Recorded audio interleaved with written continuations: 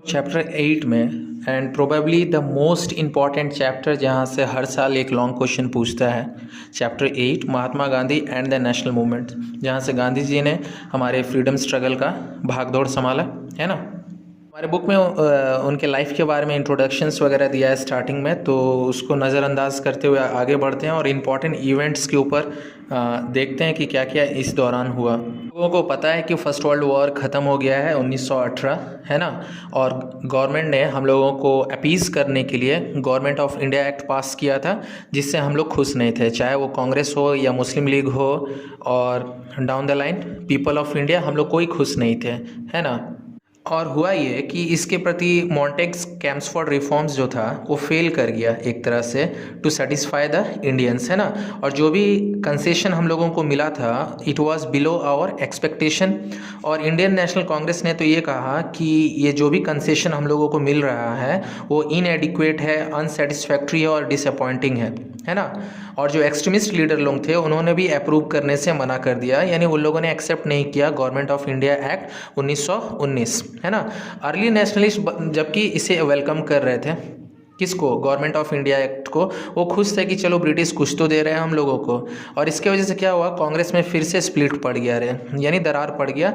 और एक तरह से देखा जाए तो अर्ली नेशनलिस्ट अब एक तरह से निकल गए थे, दे लेफ्ट द कांग्रेस, है ना। और जो एक्सट्रीमिस्ट लोग जो थे वो डोमिनेट करने लगे थे। और पूरा का पूरा एटमॉस्फेयर जो था ना बहुत चार्ज्ड अप था, हर जगह पैशन और एक्साइटमेंट था, लोगों के अंदर बहुत ज़्यादा गुस्सा था। और ये कहीं ना कहीं इस एक्साइटमेंट को ब्रिटिश गवर्नमेंट फील कर पा रहा था। और इस एक्साइटमेंट को रोकने के लिए गवर्नमेंट ने पास किया Rowlatt act in March 1919 to crush any popular और रिवोल्यूशनरी मूवमेंट। उनको पता था कि लोग खुश नहीं है उनके ये से, तो लोग ज़रूर गुस्सा दिखाएंगे, तो उसको क्रश करने के लिए उन लोगों ने रौलत एक्ट पास किया था। ये रौलत एक्ट था क्या कि कोई भी ऐसा बंदा, सस्पेक्टेड पर्सन, किसी के ऊपर अगर डाउट हो गवर्नमेंट को, तो गवर्नमेंट उसको अरेस्ट कर सकता है बिना किसी वारंट का और उसको जेल में डाल सकता है बिना कोई ट्रायल किए हुए। और उस पर्सन का सारा राइट जो था अपील करने का, वकील करने का या दलील करने का, सब गवर्नमेंट ने क्या किया, छीन लिया। पंडित जवाहरलाल नेहरू ने एक कोट कहा था, by this act the government got autocratic rights to curb civil and political freedom. और मैं फिर से बोल रहा हूँ कि कोटेशन बहुत इंपॉर्टेंट है, वो कंपलसरी सेक्शन में आता है, कंपलसरी सेक्शन में आता है। लोगों का रिएक्शंस क्या था, रौलत एक्ट जो हुआ, ये जो नियम पास हुआ, तो उनको लगा कि उन लोगों का सेल्फ रेस्पेक्ट उनसे छीना जा रहा है ना। और ये जो भी सरकार ने ये नियम कानून जो बनाया है वो जस्टिस लिबर्टी के प्रिंसिपल के खिलाफ है। लोगों के अंदर बहुत ही गुस्सा था, anger, unrest through out the country. और एक बड़ा हीरो आ गया था हमारे इंडियन पॉलिटिक्स में, महात्मा गांधी, जो सत्याग्रह मूवमेंट शुरू किए। इसके अगेंस्ट में पूरे कंट्री में स्ट्राइक्स हो रहे थे, मीटिंग्स हो रहे थे, प्रोसेशंस हो रहे थे, हड़ताल हो रहे थे। और गांधी जी जो थे एक ऑल इंडिया लीडर बनकर सामने उभरे थे, है ना। जबकि हमारे जो लीडर्स थे वो पीसफुल प्रोटेस्ट करना चाहते थे, पर होता है ना जब भीड़ होता है तो रायोट, वायलेंस, है ना, पुलिस का शूटिंग, लाठीचार्ज, ये सब हो ही जाता है। कई बार तुम्हारे ऑपोजिशन भी ये सब करवाते हैं। यानी अभी दिल्ली का केस जो है, जो सीए पास हुआ और इतने सारे जो हम लोग देखते हैं कि बस जला दिया जा रहा है, लोग मार रहे हैं, स्टूडेंट पत्थर मार रहे हैं पुलिस के ऊपर, या जो भी है, कई बार ये जानबूझ के अपोजिशन पार्टी जानबूझ के करता है ताकि ये मूवमेंट को जो है, जो भी स्टूडेंट आंदोलन कर रहे हैं या जो भी लोग कर रहे हैं, उसको कर्ब डाउन किया जा सके। तो कई बार ये जो हरकत होता है ना, ये सरकार खुद करता है, रूलिंग पार्टी। ये चीज़ जान कर रखना, ये यहाँ पर लिखा हुआ जो मैं वही समझा रहा हूँ तुम लोग को। अब आते हैं द जलियांवाला बाग ट्रेजिडी 1919। तो हुआ ये कि रौलत एक्ट जो पास हुआ था उसके लिए लोग बहुत ज़्यादा प्रोटेस्ट कर रहे थे अमृतसर में। और कांग्रेस के दो बड़े इंपॉर्टेंट लीडर सत्यपाल और सैफुद्दीन किचलू, इनको पुलिस अरेस्ट कर लेती है और डिपोर्ट कर देती है, कहाँ पर, धर्मशाला में, है ना। और इसके वजह से पूरे सिटी में क्या हो जाता है ना, स्ट्राइक हो जाता है और लोग डिमांड करते हैं कि उनके जो दो लीडर हैं उनको आप लोग छोड़िए। पुलिस क्या करती है, लोगों को हटाने के लिए फायरिंग कर देती है ना। और मॉब गुस्सा हो जाता है, यानी क्राउड गुस्सा हो जाता है और गवर्नमेंट बिल्डिंग्स को, गोडाउंस को लूट कर देते हैं, गवर्नमेंट बिल्डिंग्स को जला देते हैं और कुछ ऑफिसर्स को भी मार देते हैं। और उस टाइम जनरल डायर को अमृतसर का भाग दौड़ संभालने के लिए दिया जाता है। वो क्या करते हैं कि जलियांवाला बाग में वो घुसते हैं जहाँ पर बहुत सारे लोग पीसफुल प्रोटेस्ट कर रहे होते हैं, और उनके जहन में एक डर पैदा करने के लिए और एक लेसन सिखाने के लिए वो फायरिंग करने के लिए बोलते हैं अपने सोल्जर्स को। और तब तक फायरिंग होता है जब तक एमुनेशंस जो है एग्जॉस्ट नहीं हो जाता है। और इस घटना में लगभग 1000 लोग मारे जाते हैं और हज़ारों लोग घायल भी हो जाते हैं। पूरे सिटी में कर्फ्यू लग जाता है, वाटर, इलेक्ट्रिसिटी सारे चीज़ कट ऑफ हो जाते हैं। बहुत सारे लीडर्स लोगों को जेल में डाल दिया जाता है, ठीक है। और इन लोगों को केज में डाल दिया जा रहा है, उनका प्रॉपर्टी को कौन से छीन लिया जा रहा है या डिस्ट्रॉय कर दिया जा रहा है। तो जलियांवाला बाग का इम्पैक्ट क्या हुआ, रिजल्ट क्या हुआ इससे? ये जो in human atrocities British government ने किया था, तो उनकी डिग्निटी और प्रेस्टीज के ऊपर भी मतलब बहुत थू हुआ ब्रिटिश गवर्नमेंट का। यानी क्योंकि ये विदेश के न्यूज़पेपर में भी छप रहा था ये इंसिडेंट। रविन्द्रनाथ टैगोर जी जो थे वो अपना नाइटहुड ये कर देते हैं, रिनाउंस कर देते हैं, यानी छोड़ देते हैं। उन्हें कुछ उपाधि मिल रहा होता है, वो बोलते हैं कि हम नहीं लेंगे, है ना।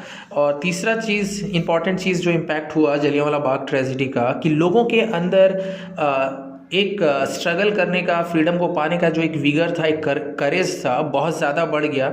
और वो ब्रिटिश लोगों के ऊपर अब उनका टोटली कोई फेथ नहीं रहा। और इसी को कैपिटलाइज करते हैं महात्मा गांधी और अली ब्रदर्स के मदद से non cooperation movement Gandhi ji शुरू करते हैं 1920 में। तो ये इम्पैक्ट था जलियांवाला बाग ट्रेजिडी का। आते हैं गाइस, खिलाफत मूवमेंट क्या था, और ये भी 1919 में ही शुरू हुआ था इंडिया में। ब्रिटिश, हम लोग को मालूम है कि वॉर में टर्की के अगेंस्ट में लड़ रहा था। तो टर्की जब हार जाता है इस वर्ल्ड वॉर में, तो एलाइज ग्रुप में जो टीम थे उन लोगों ने क्या किया ना, टर्किश एम्पायर को अपने ही आपस में डिवाइड करने लगे। और उन लोगों ने क्या किया कि जो office of Khalifa in Turkey जो था उसको एब्लिश कर दिया, इस पोजीशन को, है ना। इसके वजह से हमारे कंट्री के जो मुस्लिम्स थे एक पावरफुल एजिटेशन शुरू करते हैं इंडिया में, जिसको नाम दिया गया खिलाफत मूवमेंट। और इसके जो मेन ये थे लीडर्स थे अली ब्रदर्स से, नाम था उनका मोहम्मद अली और शौकत अली। और उनको सपोर्ट मिलता है गांधी जी का। कुछ इंपॉर्टेंट खिलाफत कमेटी के leader apart from Ali brothers कौन कौन थे? हकीम अजमल खान एंड मौलाना आज़ाद, है ना। और ये सब एक हो गए ताकि, और गांधी जी के साथ मिल गए उनके नॉन कोऑपरेशन मूवमेंट में, ताकि वो ब्रिटिश लोगों के साथ क्या कर सके, फाइट कर सके। और जितने भी लीडर्स थे उन्होंने लोगों के बीच में वो जाके बोलते थे कि बॉयकॉट करो इंग्लिश लोगों का school, colleges, law courts, foreign goods और ये सब, and not to join the police and the armed force of the Britishers. की वजह से इन लीडर्स लोगों को जेल वोल भी जाना पड़ा है ना। पर खिलाफत मूवमेंट कुछ टाइम के बाद ना इसका विगर लूज हो जाता है, क्योंकि मुस्तफ़ा कमाल पाशा बोल के एक लीडर आते हैं टर्की में, और वहाँ पर टर्की में वो डेमोक्रेसी लेके आ जाते हैं, टर्की को सेक्युलर रिपब्लिक घोषित कर देते हैं, है ना। और इसीलिए खिलाफत मूवमेंट जो है it came to an end and it merged with non cooperation movement. क्योंकि अब जब डेमोक्रेसी आ जाएगा तो खलीफा या राजा का तो वहाँ पर ज़रूरत ही नहीं है ना। और बट फ़ायदा क्या हुआ खिलाफत मूवमेंट का, कि हिंदू मुस्लिम्स में काफ़ी यूनिटी आया, नेशनल अवेकनिंग हुआ, पॉलिटिकल अवेकनिंग हुआ, नेशनलिस्ट फीलिंग हम लोगों के अंदर बढ़ा। हम लोग पढ़ेंगे वेरी इंपॉर्टेंट कि नॉन कोऑपरेशन मूवमेंट जो गांधी जी ने 1920 में शुरू किया उसका कॉजेस क्या था। तो one of the important causes था economic problem. First world war के बाद ना बहुत ज़्यादा अनएम्प्लॉयमेंट, पोवर्टी, हैवी टैक्सेस लगा दिया था ब्रिटिश गवर्नमेंट ने, है ना। और ये सब चीज़ बहुत ज़्यादा हो गया था, कोई वजह ही नहीं था ब्रिटिश गवर्नमेंट के साथ कोऑपरेट करने का। तो इसीलिए नॉन कोऑपरेशन मूवमेंट शुरू हुआ। और जो कंट्रीज़ थे इंग्लैंड, यूएसए, फ्रांस, इन लोगों ने प्रॉमिस किया था कि जितने भी एशियन कंट्रीज़ हैं, जहाँ जहाँ उनकी कॉलोनीज़ हैं एशियन और अफ्रीकन कंट्रीज़ में, उन लोगों को वो प्रॉमिस किए थे कि वॉर के बाद हम लोग आपको क्या कर देंगे रे, एक रेस्पॉन्सिबल गवर्नमेंट दे देंगे। बट उन लोगों ने क्या किया, अपना प्रॉमिस रखा नहीं, है ना। तो ये भी एक वजह था क्या, नॉन कोऑपरेशन मूवमेंट के लिए। इंग्लैंड, यूएसए, फ्रांस ने क्या किया ना कि वो वर्ल्ड वॉर में जो भी नेशंस को हराए, जैसे कि जर्मनी हो गया, ऑस्ट्रिया हो गया, हंगरी हो गया, टर्की हो गया, इसके एरिया को इन लोगों ने आपस में डिवाइड कर लिया रे। तो इंडियंस लोगों को ये कहीं ना कहीं रियलाइज़ हो गया था कि ब्रिटिश इतने आसानी से तो इंडिया छोड़ के नहीं जाने वाले। तो ये भी एक वजह था नॉन कोऑपरेशन मूवमेंट का शुरू होने के लिए। इंडियन सोल्जर्स भी जब इंडिया वापस आए वॉर के बाद, तो ये लोगों के अंदर एक पॉलिटिकल कॉन्शियसनेस, एक नेशनल कॉन्शियसनेस को जगाने की कोशिश कर रहे थे। तो ये भी कहीं ना कहीं लोगों को जो भड़काना हुआ ये सोल्जर्स लोगों के द्वारा, तो ये भी एक नॉन कोऑपरेशन का हिस्सा बना। और एक चीज़ था, हम लोगों ने, पांचवा जो पॉइंट है कि हम लोगों ने ब्रिटिश लोगों को वॉर के टाइम में मैन और मनी दोनों के साथ हेल्प किया था। किस लिए किया था? ताकि हमको एक रेस्पॉन्सिबल गवर्नमेंट मिले इन रिटर्न।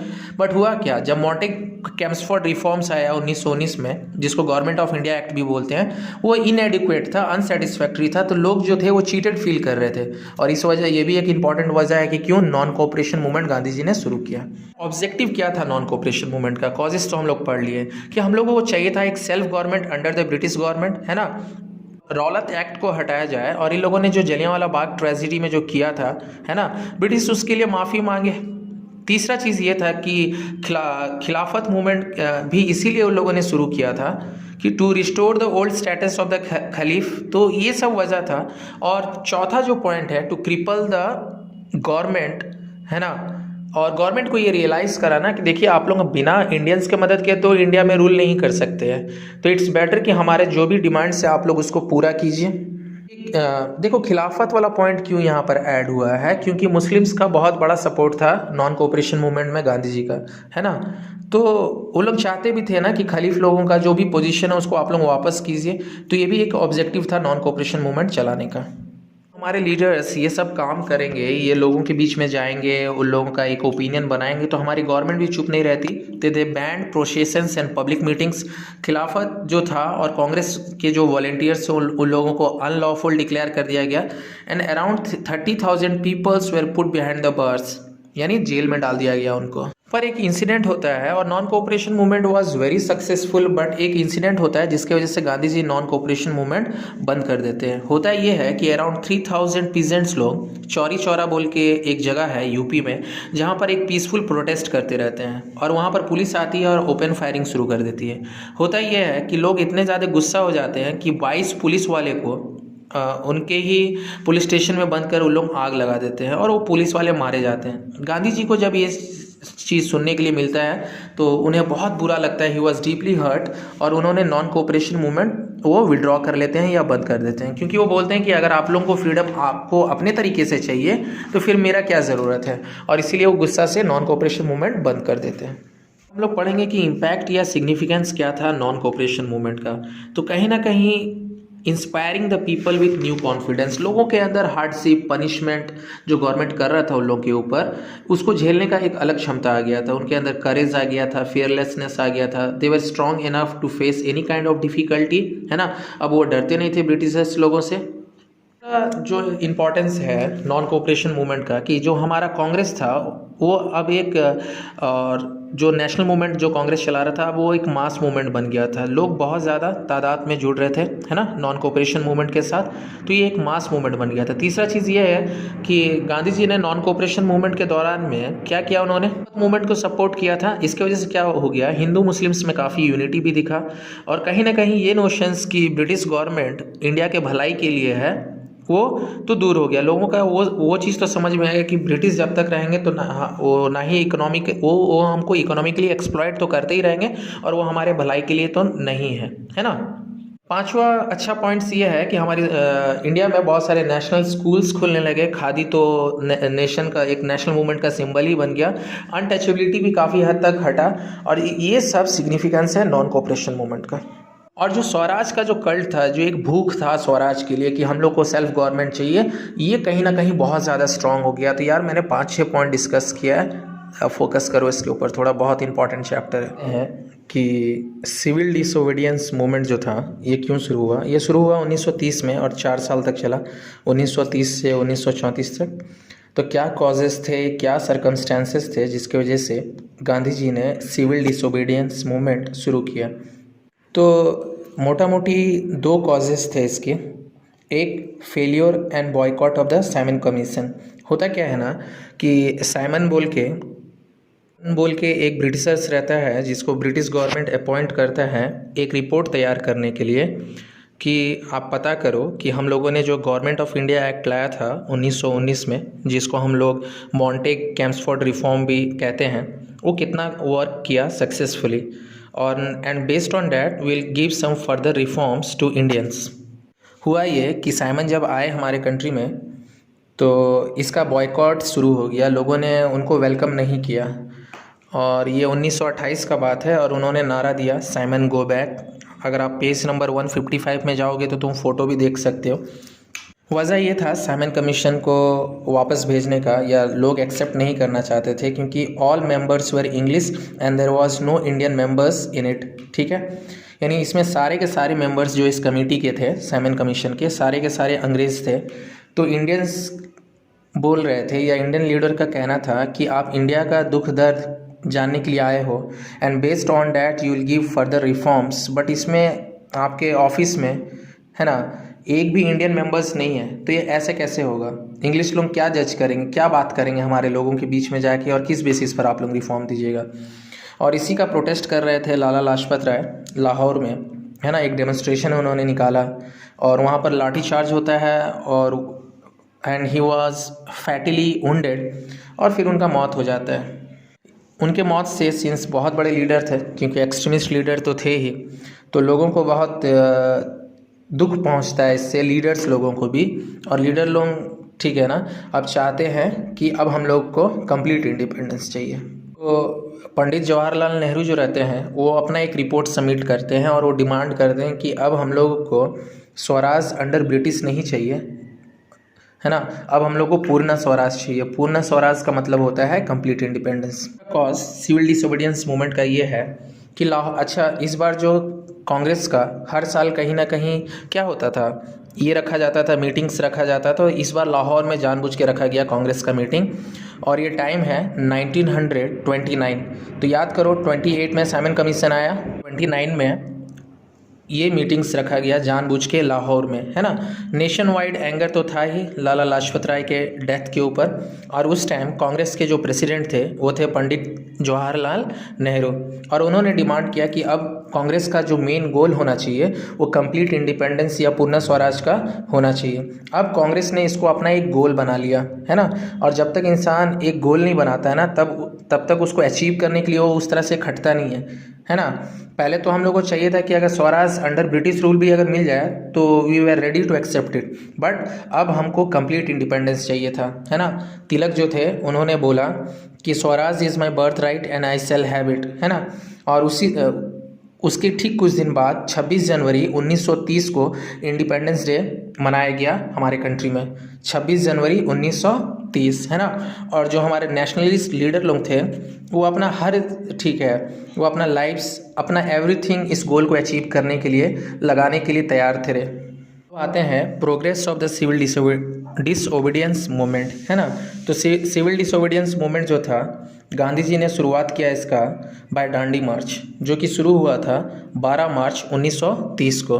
और गांधी जी ने ये मार्च शुरू किया था अपने आश्रम, साबरमती आश्रम से डांडी तक। डांडी क्या था? एक विलेज था गुजरात के एक समुद्री कोस्ट के किनारे, ठीक है। और इसमें स्टार्टिंग में उनके साथ 87 लोग पार्टिसिपेट किए थे। और ये मार्च उन्होंने क्यों निकाला था? He wanted to break the salt law, है ना। और इसी को ही डांडी मार्च हम लोग बोलते हैं। और गांधी जी जब डांडी पहुँचे तो उन्होंने नमक बनाया, है ना, and violated the salt law. और इसके साथ साथ उन्होंने लोगों को बोला टू डिफाई द लॉ, यानी नियम कानून को आप लोग तोड़िए, लॉ एंड ऑर्डर को तोड़िए, किसका? ब्रिटिश गवर्नमेंट का। और पूरे कंट्री में everywhere there were strikes, processions, foreign goods को बॉयकॉट किया जा रहा था। फार्मर जो थे वो रिफ्यूज़ करे थे कि विल नॉट पे लैंड टैक्स। बोन फायर हो रहा था, यानी ब्रिटिश गुड को लार्ज नंबर में कलेक्ट करके जलाया जा रहा था। औरतों के अंदर बहुत एंथुसियाज्म था, और गांधी जी का जो चरखा था, है ना, जिस पर वो कपड़े वगैरह खादी बनाया करते थे, वो बहुत पॉपुलर हो गया, एक तरह का नेशनल सिंबल बन गया। स्टूडेंट्स जो थे वो स्कूल कॉलेजेस छोड़ दिए, बहुत सारे गवर्नमेंट सर्वेंट्स तो जो थे उन्होंने अपना सर्विस छोड़ दिया। और इस तरह से ये जो सिविल डिसोबीडियंस मूवमेंट जो था आगे बढ़ रहा था, है ना। बहुत सारे गांधी जी को अरेस्ट भी किया जाता है इस दौरान, और होल कंट्री जो रहता है स्टॉप्ड हो जाता है। अच्छा, खान अब्दुल गफ्फार खान जो हैं, इनको वॉलेंटियर गांधी भी कहा जाता है, और ये वही थे जो रेड शर्ट वॉलेंटियर्स, है ना, इन्होंने बनाया था वॉलेंटियर्स लोगों को। और ये नेशनल मूवमेंट को, है ना, गवर्नमेंट को अपोज करने के लिए नॉन वॉलेंट तरीके से ये बहुत ज़्यादा काम कर रहे थे। तो ये भी आ चुका है कि वॉलेंटियर गांधी किसको बोलते हैं, तो खान अब्दुल गफ्फार खान, है ना। अब इतना सारा कुछ हो रहा था गांधी जी की वजह से, तो गवर्नमेंट तो चुप नहीं रहने वाला था। तो वो रिप्रेशन वाला जो तरीका था गवर्नमेंट का, गवर्नमेंट ने वो फॉलो किया, है ना। गवर्नमेंट बहुत अलार्म्ड हो गया, एंड गवर्नमेंट ने क्या किया रे, ब्रूटली लाठी चार्ज किया उन लोगों ने, इनडिस्क्रिमिनेट फायरिंग किया, 90,000 लोग मारे जाते हैं, 90,000 यानी it is close to 1 lakh. Many leaders were put behind the bars, बहुत लोगों को इम्प्रिजन कर लिया गया। 100 lost their lives, 1000 lost their limbs, किसी का हाथ टूटा, किसी का पैर टूटा, कुछ इस तरह से, है ना। पुलिस कहीं भी जा रही थी मीटिंग्स को, तो ठीक है, मीटिंग्स वगैरह को बंद करवा रही थी। पब्लिक प्रॉपर्टी को ओपनली लूटा जा रहा था और पुलिस कुछ नहीं कर रहा था, उन लोगों के घर जला दिए जा रहे थे, है ना। लोगों को ब्रूटल पुलिस अटैक झेलना पड़ रहा था और कांग्रेस को अनलॉफुल डिक्लेयर कर दिया ब्रिटिश लोगों ने, है ना, क्योंकि ब्रिटिश तो चुप नहीं रहने वाला था ना, इतना सारा चीज़ अगर उनके अगेंस्ट में होगा तो। बहुत ज़्यादा रेस्ट्रिक्शन प्रेस के ऊपर भी लगा दिया गया कि आप प्रेस में कुछ छाप नहीं सकते इधर उधर से, नहीं तो आप लोगों को फिर उसका जो भी होगा आप लोगों को वही है, सीक्वेंसेस ने तो भुगतना पड़ेगा। गवर्नमेंट इस सिचुएशन को टाइड ओवर करने के लिए, कंट्रोल करने के लिए फर्स्ट राउंड टेबल कॉन्फ्रेंस रखती है लंदन में, है ना, और कांग्रेस को इनवाइट करती है कि आप लंदन आइए, will sit on A table and will discuss. इस तरह से पूरा इंडिया में कैओस कराना सही नहीं है ना। और फर्स्ट राउंड टेबल कॉन्फ्रेंस खास करके इसलिए भी बुलाया जा रहा था ताकि जो साइमन कमीशन का जो रिपोर्ट था उसके ऊपर भी डिस्कशन किया जा सके, बट कांग्रेस जो होती है वो मना कर देती है, it did not take part, है ना। और किस लिए कांग्रेस ने पार्टिसिपेट नहीं किया था, क्योंकि सिविल डिसोबीडियंस मूवमेंट के टाइम में हम लोग अभी पढ़े ना कि 90,000 लोगों को तो उन लोगों ने क्या किया था रे, जेल में डाल दिया था, बहुत सारे लोगों को मारा था, बहुत सारे लोग जान से गए थे। तो कांग्रेस इस बात से बहुत दुखी था कि ब्रिटिश का टेरर की वजह से कि they have committed atrocities on the people, और इसीलिए कांग्रेस ज्वाइन नहीं करता है first round table conference. Second round table conference भी शुरू होता है गांधी इरविन पैक्ट से, यानी सेकेंड राउंड टेबल कॉन्फ्रेंस में गांधी जी जाते हैं इंग्लैंड, और इंग्लैंड की तरफ से जो रिप्रेजेंटेटिव रहते हैं वो लॉर्ड इरविन रहते हैं। तो लोगों का कुछ डिमांड्स रहता है जो हम लोग अंग्रेज लोगों के सामने रखते हैं राउंड टेबल कॉन्फ्रेंस में, कि release all political prisoner except guilty of violence, यानी जितने भी पॉलिटिकल प्रिजनर हैं जिनको आप लोगों ने जेल में डाला है आप लोग उसको रिहा कीजिए, है ना। एंड वो लोग जो समुद्र के किनारे रहते हैं उनको परमिट किया जाए कि they can collect and manufacture salt, है ना। एटलीस्ट उनको तो आज़ादी होना चाहिए ना जो समुद्र के किनारे हैं, भाई वो खरीद के क्यों नमक ये करें, है ना, वो तो अपना खुद से भी बना के अपना यूज़ कर सकते हैं डे टू डे लाइफ में। इतने सत्याग्रही लोग हैं, उनका जो प्रॉपर्टी ब्रिटिश गवर्नमेंट ने कॉन्फिस्केट किया था, यानी जबरन ले लिया था, उसको आप लोग रिस्टोर कीजिए, वापस कीजिए, है ना। और peaceful picketing of liquors allow किया जाए, यानी दुकान के बाहर, अगर लीकर के दुकान, दारू के दुकान के बाहर अगर हम लोग किसी तरह का प्रदर्शन कर रहे हैं या कुछ भी कर रहे हैं, अगर पीसफुल तरीका है वो हम लोग का प्रोटेस्ट का, तो आप लोग अलाउ कीजिए, ठीक है। ब्रिटिश गवर्नमेंट ने कांग्रेस से क्या मांगा, तो सबसे पहला चीज़ जो ब्रिटिश गवर्नमेंट ने मांगा वो ये था कि आप लोग सस्पेंड कर दीजिए किसको, सिविल डिसोबीडियंस मूवमेंट को, है ना, उससे अंग्रेज़ों को बहुत दिक्कत हो रहा था। दूसरा चीज़ ये है, अंग्रेज़ों ने ये भी रिक्वेस्ट किया कि सेकेंड राउंड टेबल कॉन्फ्रेंस में आप लोग आइए और हम लोग कुछ बात करेंगे, है ना, and not to press for investigation into police atrocities. और पुलिस ने किसी तरह का भी जो इंडियन लोगों के ऊपर लाठीचार्ज किया, मारा या कुछ भी किया, तो उसके ऊपर आप लोग कोई इन्वेस्टिगेशन डिमांड मत कीजिए। यानी गवर्नमेंट अपने तरफ से फेयर रहना चाहता था, है ना। कांड तो कर दिए हैं लोगों को बहुत मारा है, ये किया है, परेशान किया है, पर बोल रहा है कि उसके ऊपर आप लोग कोई CBI इंक्वायरी ये सब बैठाने का किसी तरह का डिमांड मत कीजिए। अगर ये सब आप लोग करते हो और यहाँ पर गांधी इरविन पैक्ट साइन होता है ना, और ये सेकेंड राउंड टेबल कॉन्फ्रेंस के थोड़ा पहले का कुछ बात है, ये समझ में आया। बट मोहम्मद अली जिन्ना जो रहते हैं उनका कम्युनल एटीट्यूड जो था, वो चाहते थे कि सेपरेट इलेक्टोरेट हो मुस्लिम लोगों के लिए, है ना। और इसके वजह से कांग्रेस का और जिन्ना का क्या हो रहा था, गांधी जी का और जिन्ना का एक कॉम्प्रोमाइज़ नहीं हो पाया, और इसीलिए सेकेंड राउंड टेबल कॉन्फ्रेंस एक तरह से फेलियर रहा रहे। गांधी जी फिर वापस इंडिया आते हैं तो सिविल डिसोबीडियंस मूवमेंट फिर से शुरू कर देते हैं।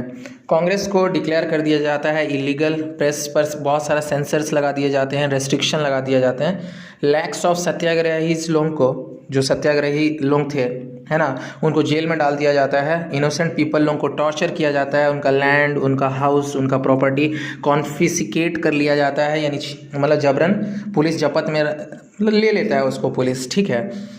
और कहीं ना कहीं पुलिस ब्रिटिश गवर्नमेंट जो है एक हिंदू और हरिजन्स लोगों के बीच में एक डिफरेंस पैदा करने का कोशिश करता है बाय गिविंग कम्युनल अवार्ड, यानी वो अवार्ड है ना जो यानी ब्रिटिश गवर्नमेंट अपीज करना चाहता था लोगों को, तो इसीलिए कम्युनल अवार्ड, यानी फिर से उन लोगों का वही ट्रिक बहुत काम आ रहा था, डिवाइड एंड रूल, है ना। पॉलिटिशियंस देखो ऐसे ही रूल करते हैं रे, they will try to divide the people opinion, they will try to bring people अपने तरफ लाने की कोशिश करते हैं। इससे क्या होता है ना कि उनका जो सीट रहता है, जो गद्दी रहता है ना, ये काफ़ी टाइम तक क्या हो जाता है, लंबा हो जाता है, क्योंकि पीपल डिवाइड हो गए हैं एंड पीपल फील कि उनके पास कोई ऑप्शन नहीं है, तो वो उन्हीं को चुनेंगे जो जिनको लगता है कि वो उनके तरफ से है, समझे। कम्युनल अवार्ड जब शुरू होता है और तो इससे क्या होता है ना, हरिजन्स लोग जो रहते हैं ना वो सेपरेट इलेक्ट्रेट का बात करते हैं, है ना। गांधी जी को जब ये पता चलता है कि हरिजन्स लोग कांग्रेस के साथ मिलके काम नहीं करना चाहते, तो ही फास्ट अनटू डेथ, है ना। वो तब तक फास्टिंग करते हैं जब तक मतलब आजीवन जो बोलते हैं ना फास्टिंग, कि जब तक आप लोग मेरा बात नहीं सुनेगा तो मैं क्या करूँगा, मैं अपना जान दे दूंगा। तो इसके वजह से क्या होता है ना कि पूना पैक्ट साइन होता है, और जहाँ हिंदूज़ और हरिजन्स ये मानते हैं, गांधी जी का बात सुनते हैं कि हम लोग जॉइंट इलेक्टोरेट ही रखेंगे, हम लोग क्या नहीं करेंगे रे, हम लोग मतलब जो हम लोग को सेपरेट इलेक्टोरेट नहीं चाहिए। तो ये गांधी जी ही थे जो ब्रिटिशर जिनके बीच में डिवीज़न लाने की कोशिश करा था, गांधी जी एक कर रहे थे। चाहे वो हिंदू मुस्लिम्स को जोड़ने का बात हो, या हिंदू हरिजन्स को जोड़ने का बात हो, या एक्सट्रीमिस्ट या मॉडरेट्स को जोड़ने का बात हो, तो जो बंदा जोड़ता है, ठीक है ना, मेरे हिसाब से वही बंदा सही है। और तुम्हारा ओपिनियन क्या है तुम रखो अपने पास, है ना। कभी भी नहीं चाहता था कि इंडिया पाकिस्तान बने या कुछ भी, बट देश में सिचुएशन ही कुछ ऐसा था कि मजबूरी में उन्हें हाँ मतलब इस डिफ़िकल्ट सिचुएशन में भी उनको हाँ बोलना पड़ा। राउंड टेबल कॉन्फ्रेंस भी होता है 1932 में, इसमें भी कांग्रेस पार्टिसिपेट नहीं करता है, और वजह ये रहता है कि जो हाई कास्ट हिंदू रहते हैं ना, वो हरिजन्स लोग के ऊपर बहुत ब्रूटल रिप्रेशन कर रहे होते हैं, यानी अत्याचार कर रहे होते हैं, है ना। और तो ये चीज़ जो कि बहुत सारे उसमें सत्याग्रही भी रहते हैं, तो ये चीज़ अच्छा नहीं लग रहा था कांग्रेस को, तो इसीलिए वो third round table conference attend नहीं करते हैं, और गांधी जी भी काफ़ी बूढ़े हो गए रहते हैं, तो he withdrew from active politics.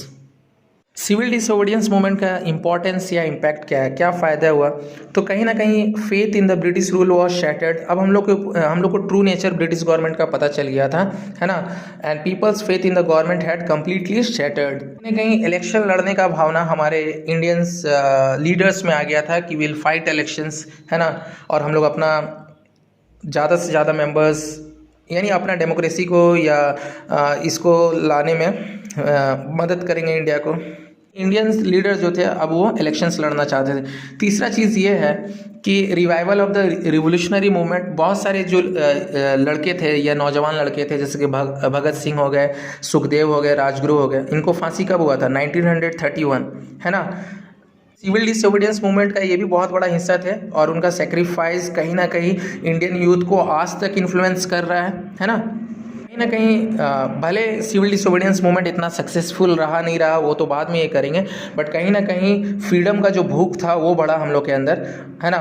Depend the root for freedom, लोगों के अंदर वो भूख कि अब हम लोग को फ्रीडम चाहिए, कंप्लीट इंडिपेंडेंस चाहिए, ये बहुत ज़्यादा बढ़ गया था। गांधी जी का कंट्रीब्यूशन क्या रहा है फ्रीडम मूवमेंट में, तो गांधी जी एक इतने बड़े लीडर थे कि लोग उनके लिए लाठी फायरिंग सब खाने के लिए तैयार थे, है ना। यानी उनके बात का असर लोगों के ऊपर ऐसा था कि उनके लिए मार खाने के लिए तैयार थे, है ना। फिर भी अंग्रेजों से डर नहीं रहे थे लोग, है ना। तो यही होता है एक बड़ा लीडर जो मासेस को स्ट्रगल करना सिखा देता है अपने हक के लिए। जब जलियांवाला बाग ट्रेजिडी हुआ था तो गांधी जी को भी अरेस्ट कर लिया गया था, है ना। तो बहुत बार ये भी इनका कंट्रीब्यूशन है ना कि देश के लिए उनको बहुत बार जेल भी जाना पड़ा, और वो खुशी खुशी गए, है ना।